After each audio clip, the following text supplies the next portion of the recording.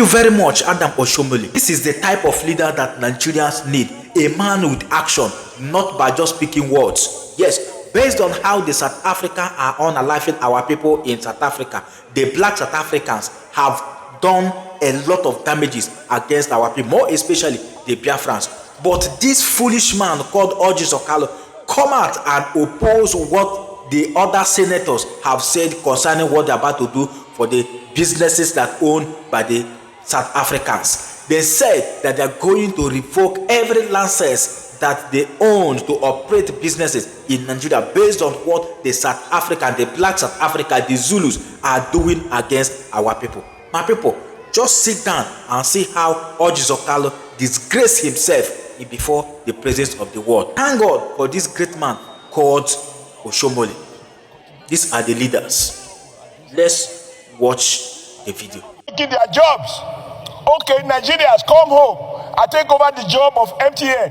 Nigerians, come home. I take over the job of DSTV. When we hit back, the president of South Africa will not only talk, he will go on his knees to recognize that Nigerians cannot be intimidated, and we do not condone any war life being lost.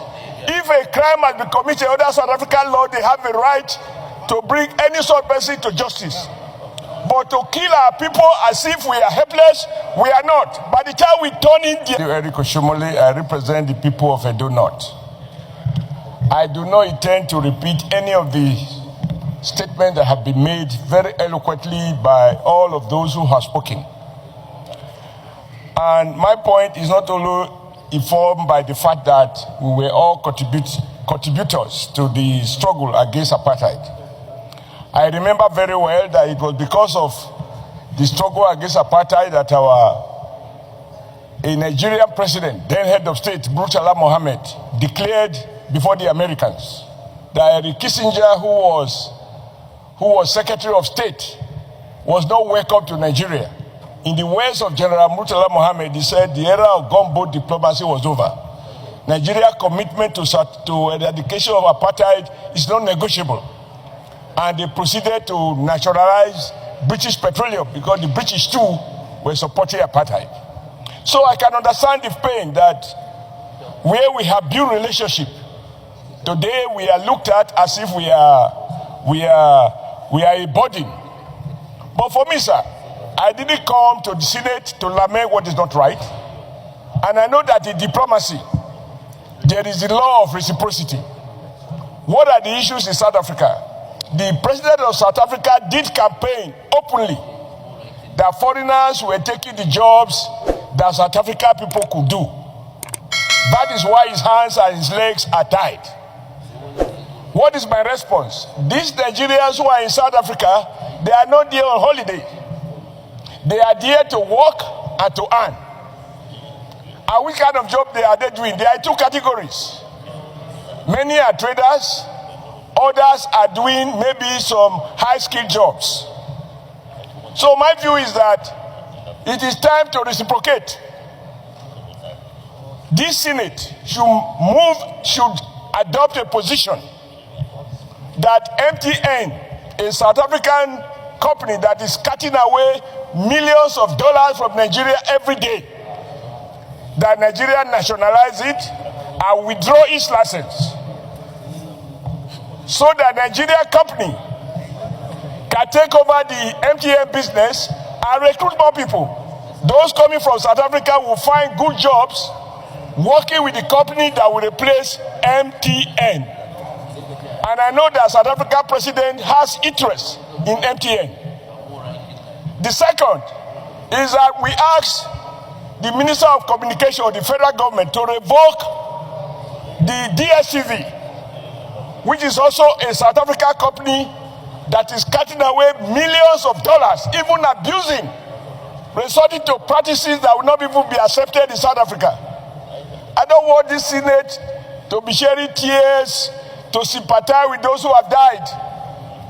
We didn't come here to shed tears, and I'm not going to shed tears. If you hit me, I hit you. I think it is appropriate in diplomacy. It's an economic struggle. What the black South Africans are saying is that Nigerians are taking their jobs. Okay, Nigerians, come home. I take over the job of MTN. Nigerians, come home, I take over the job of DSTV. When we hit back, the president of South Africa will not only talk, he will go on his knees to recognize that Nigerians cannot be intimidated, and we do not condone any war life being lost. If a crime has been committed under South African law, they have a right to bring any sort of person to justice. But to kill our people as if we are helpless, we are not. By the time we turn in the economy hardship, we withdraw MTN license, we revoke DSTV license. Those people coming from Nigeria, from South Africa will have good jobs to do. Let South Africa continue with their jobs. Then when we have this balance of madness, I believe there will be sanity, and we will kick our bilateral relationship in a manner that is a win-win. Right now, Nigeria trade deficit with South Africa. South Africa is the one benefiting. So my colleagues, let's not turn this place to a place of mourning and crying and lamenting. Let us bite in a manner that they will be the one begging. I so hold and I persuade my colleagues that when we come to prayers, we should include these two prayers: that MTN license be withdrawn, that DSTV license be withdrawn. There are Nigerians who can provide those services, and they will employ those who are coming back home from South Africa. You bite me once, I bite you twice. Thank you, Mr. President. Thank you, Senator Alero. This joint decision between the House of Representatives and the Senate to South African Parliament is very important. I would like to see South African Parliament debating this. I would like to see them debating this and questioning themselves. And then also either they applaud for their citizens or they condemn their citizens. That people will come to do legitimate business. Even tourists to South Africa are being killed mistakenly as if they are coming to work. You can imagine somebody, a sojourn from Nigeria, being lynched on the road by a mechanic in South Africa. And then his reason is that the sojourn is coming to take his work. And meanwhile, he's a mechanic. And the sojourn from Nigeria dies because he visited South Africa. So the issue goes beyond rhetorics. It goes beyond rhetorics. So I think it's something that we must, let's look at the prayers. If they are not enough, then we strengthen the prayers and then we take actions from there. So please, distinguished colleagues, let's not discuss too much on this. You have something to add? You have something to add?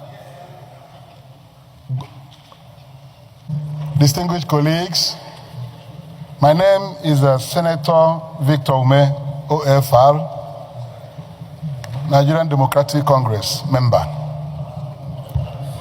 Mr. President, I rise to contribute to this very important motion brought by Senator Anyeke Atem through 4151 to this Senate. Mr. President, I was the first chairman of the Senate Committee on Diaspora and Foreign Affairs, and I handed over to Senator Anyeke Akpan.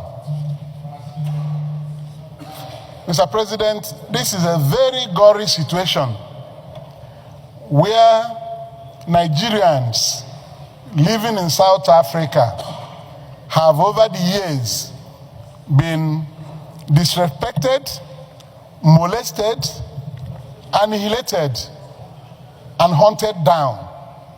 All their rights denied them.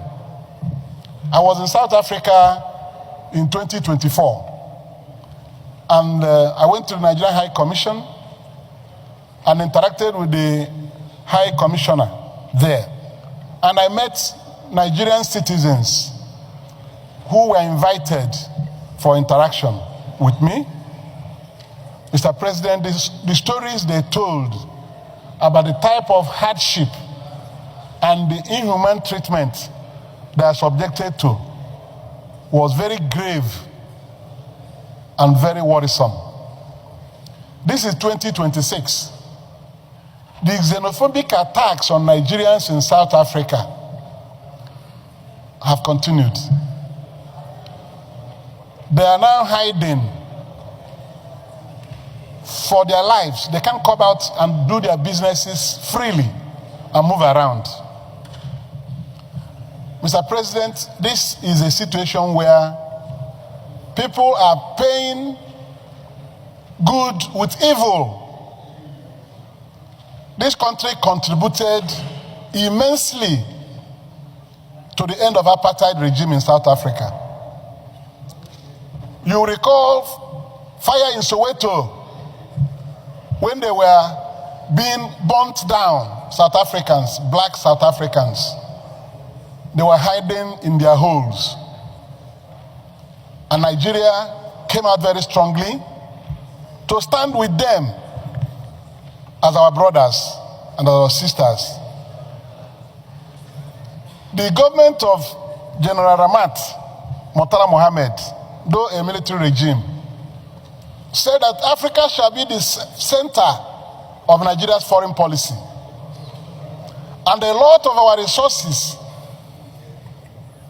were deployed to providing succor to the black South Africans. If we knew, or if Murtala Mohammed and subsequent governments knew that South Africa can stand up and begin to insult Nigerians, would have turned the other way. They won't have the liberty they have today. So for them to take Nigerians like animals is not acceptable. The African Union, which South Africa is a member, should rise now and impose all necessary sanctions against South Africa. Nigeria should also do reprisal sanctions against these people because they're also living in Nigeria. They enjoy the liberties, the freedom to live in another country. Because the white man developed South Africa, they now think that anybody who has come to South Africa is coming to enjoy.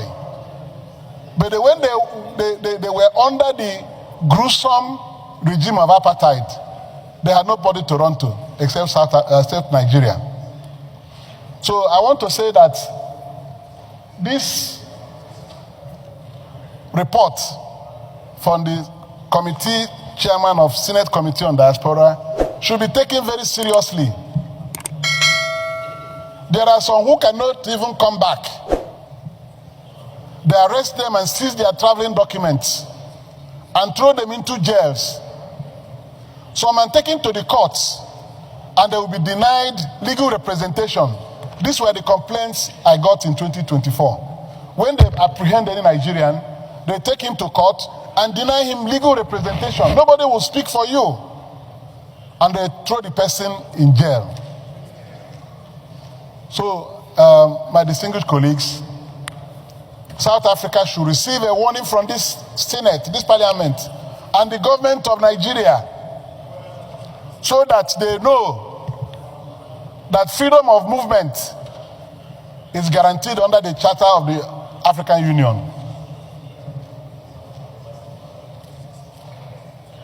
We cannot continue this way at all. And these recent killings should be investigated.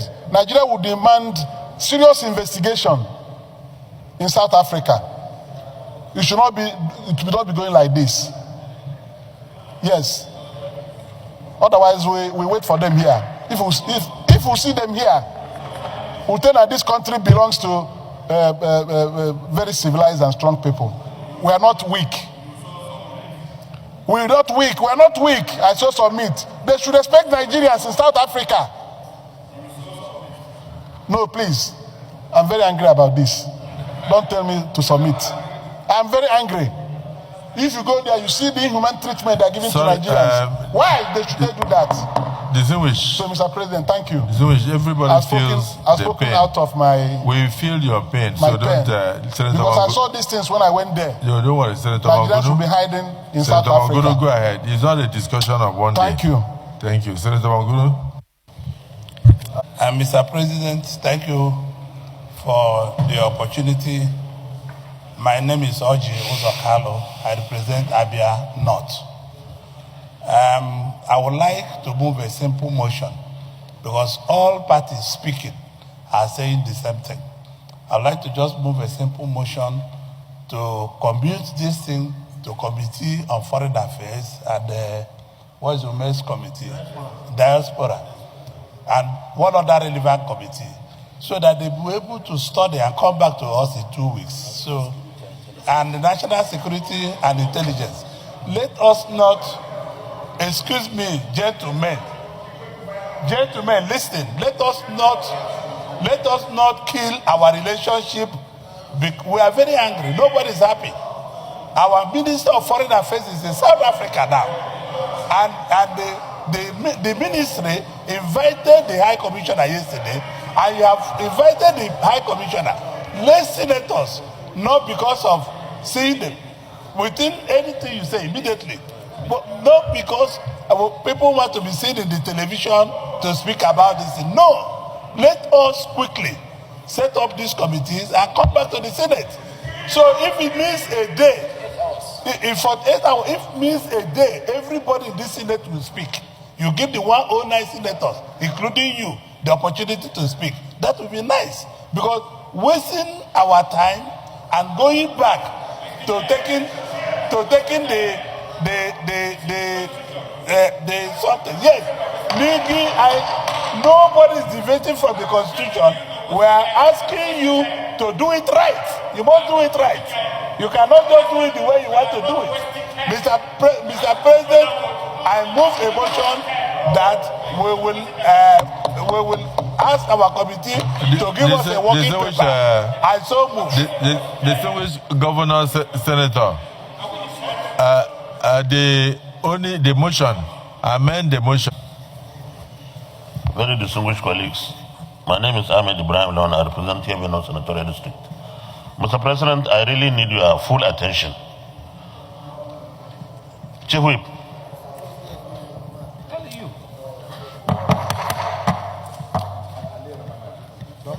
Chief Whip Emeritus, distinguished Senator Alero. Please allow you resume your seat. Senate President to listen to us. Senate President Emeritus is talking.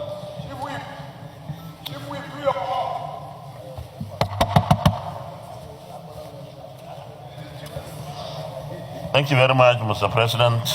Very distinguished colleagues. Mr. President, I've listened to the previous interventions by our colleagues with rapt attention.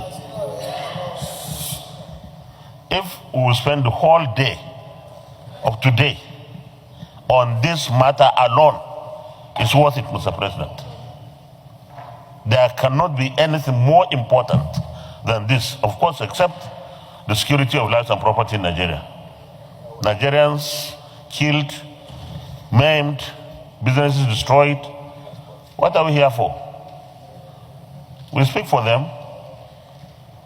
And I want to agree with you completely too, before I go ahead to agree with what the submission of Senator Ningi is, that we need to align with our other side of government. We need to have proper briefing, but we need to stand on our two legs on this, because our perspectives will slightly be different from the executive perspectives, and our contributions to the solutions have different avenues. Mr. President, in the 8th Senate, similar thing happened. Nigerians were killed in South Africa without any justification at all. The Senate and House at that time set up a committee to go to the Parliament of South Africa with a parliamentary message from the Parliament of Nigeria.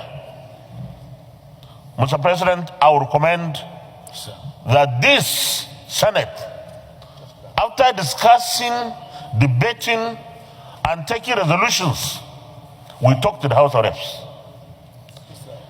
They should do the same. And then we have one parliamentary committee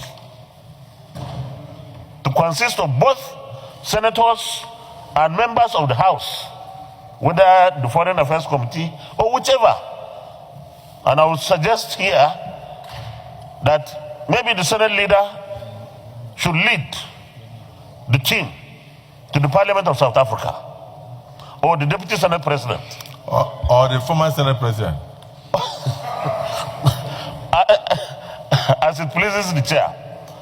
Mr. President, that is one. Secondly, in 2019, July, they killed Nigerians. I was Senate President. Mr. President, I invited the High Commissioner, the South African High Commissioner here. Those who are in attendance probably could remember what happened, particularly Senator Ojikalu, who was then the chief whip. I told him to his face, enough is enough. You can't be killing our people while your businesses flourish here. And whether black kills black, they are the ones killing us. We are not killing them. They are prospering here. And therefore, we cannot be giving you very convenient, climate environment for you and your businesses. Meanwhile, you will not allow us even have decent livelihood by trading or doing businesses in your country. So, Mr. President, this is something that we need to do. I don't know whether you would like to do that. Engage with the South African embassy here. I don't know, but this is your choice. You and the leaders of the Senate or the National Assembly. Mr. President, Nigeria has membership in the Pan-African Parliament based in Johannesburg, South Africa. This is one kind of issue. If we still have members there who are here representing us, this is the kind of issue that we take to the Pan-African Parliament and debate it, because we are affected. And the members, I don't know whether you have them here, but they are supposed to be in the Senate and in the House.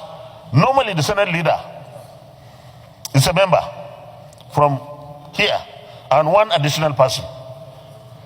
If they have not been taking part, let's start taking part, even though we are at the... They are taking part. The Senator Salim Mustafa and the Senate leader are members of the panel. Okay, that's great. This is one issue that if there is an opportunity for them to be at the Parliament sitting, they should present this. Mr. President, I believe that we have every reason to do something. We cannot just be saying it's talking. No. Let's tell the executive arm of government what we feel and let them tell us what they think they can do. And then we align ourselves so that we talk the same language in different ways. Because that's very, very important. But I want to conclude here by suggesting that the House and the Senate should collaborate on this. We should partner and take one team. If there is need for us to send our team to the South African Parliament. Thank you very much, Mr. President. Well, to be honest, distinguished Senator Ahmed Lawan, I don't think your thoughts are different from mine. I've already sent a message that I would like to see the High Commissioner from South Africa to Nigeria. I also spoke with our Foreign Affairs Minister, Bianca Ono, for over 1 hour, 30 minutes on this issue. Like I said, if you watch those videos, you will not be able to sleep. So I was planning to meet with them and then come back to report to the Senate. I've taken personal action already.